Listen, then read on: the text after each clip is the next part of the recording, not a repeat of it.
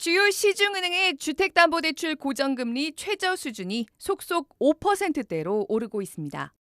중동전쟁 장기화에 따른 인플레 우려로 국내에서도 기준금리 인상 전망이 나오면서 시장금리가 계속 오르고 있는 영향입니다. KB국민은행은 이번 주부터 주택담보대출 혼합형 금리를 0.1%포인트 인상합니다.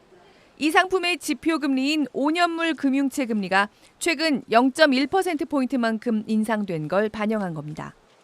이에 따라 KB국민은행의 주택담보대출 혼합형 금리 최저 수준은 연 5.07%로 오르게 됩니다. 이 은행의 고정금리 하단이 5%를 넘어서는 건 금리 급상승기였던 2022년 10월 말 이후 3년 7개월 만에 처음입니다.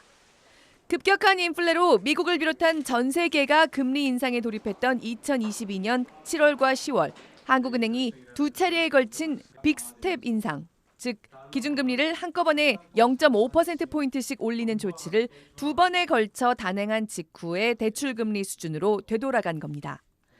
1금융권의 주택담보대출 금리 상단이 이미 7%를 돌파한 가운데 금리 하단도 점차 높아지는 흐름을 보이고 있습니다.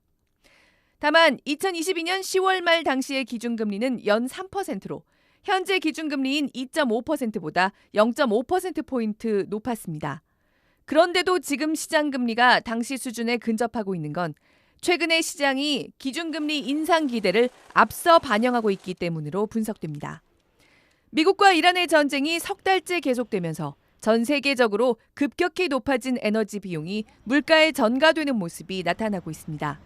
전쟁이 당장 끝나도 당분간 기름값이 전쟁 이전 수준으로 돌아가긴 어려울 거란 전망 속에 인플레를 저지하기 위해 결국 기준금리를 올려야 할 거란 예상이 커지고 있는 겁니다.